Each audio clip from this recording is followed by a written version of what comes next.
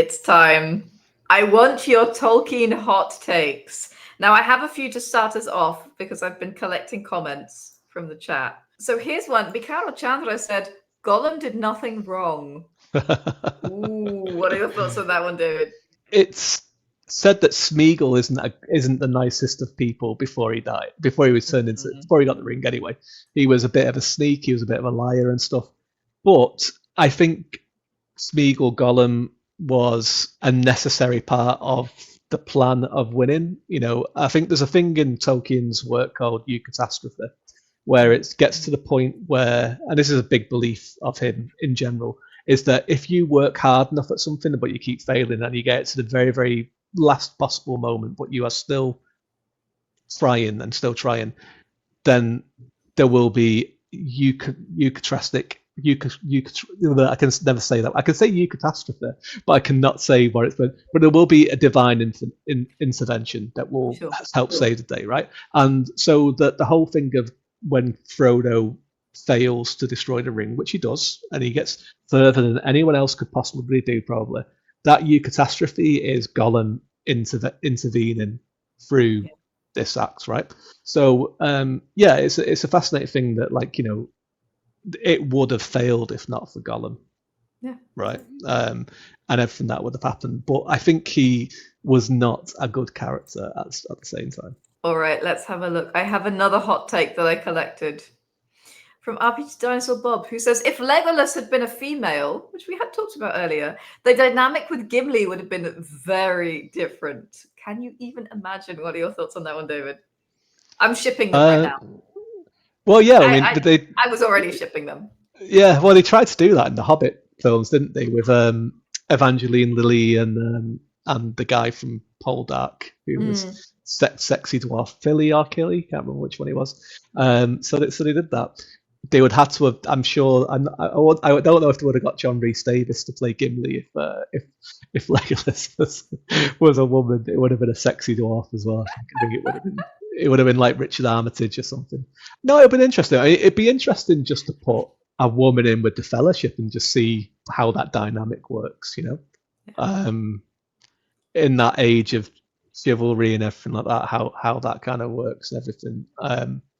It's fascinating to think of, you know, how they would have acted around a woman. But yeah, I'd like to see it. And Gimli and Legolas as a couple.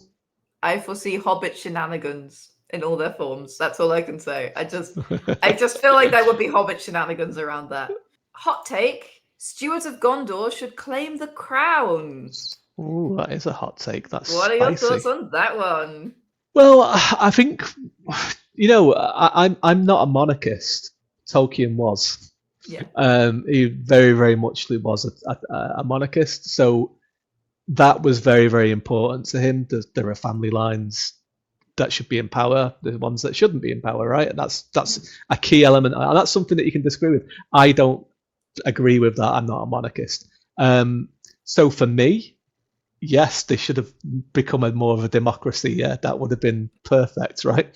I think in Tolkien's world, the way it would have worked was the fact that they would just not have, and I think this is hinted at quite a lot, that they would have refused Aragorn's legitimacy to take the crown, right? Because they would have been saying, well, you're an Arnorian, you're from the North Kingdom.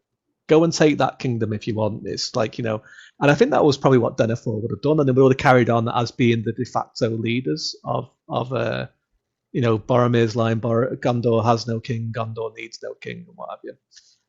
It would have been interesting to see how the people would react to that, because monarchy is very, very important in Tolkien's world. But yeah, I'm all with you. Let's go for a democracy. All right, we have a hot take here, which is elves who have been archers for hundreds of years should be way more muscular than any human. I think this specifically for the films, maybe. What are your thoughts on this one?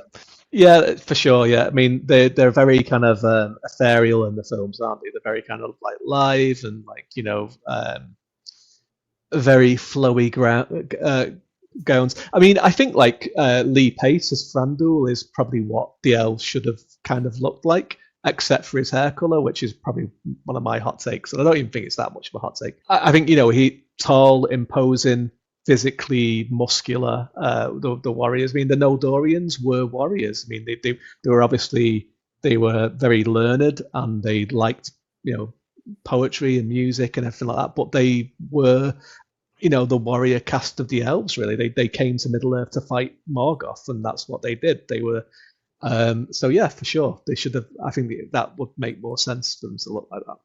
All right, now I want to hear your hot takes, David. Okay, Your so Tolkien hot takes, give them. Tolkien hot takes. I think the Noldorians are all dicks, basically. Like to a very like. I think there's a lot of Feanor has a lot to answer for. I think, but the rest of the Noldorians were all kind of like, there's a few of them that kind of disagreed with him, but they were like, we're just going to go away, we're going to go along with it anyway, right? And then it ended up being like a few of them just stayed behind, but most of the Noldorians are real hotheads. They're just really up themselves. They are, and I think this is by design as well. I think they're meant to be shown that they are the ones that are most like Morgoth than any of the other types of elves. They are the most kind of like Lucifer like than any of the other types of elves in that, because you have the Noldors and you have the Sindars and the other ones. So I think it's that by his design, but I also think that if the Noldorians just chilled out for a little bit, there would have been a different way to defeat Morgoth. But then would there? Because everything is in the plan of Eru Ilúvatar. So maybe, really, what we need to come down on is that God is a dick. There we are. Right? And maybe that's what Tolkien was getting at the entire time. So now we've torn down God. I think that leaves us in a wonderful place. David.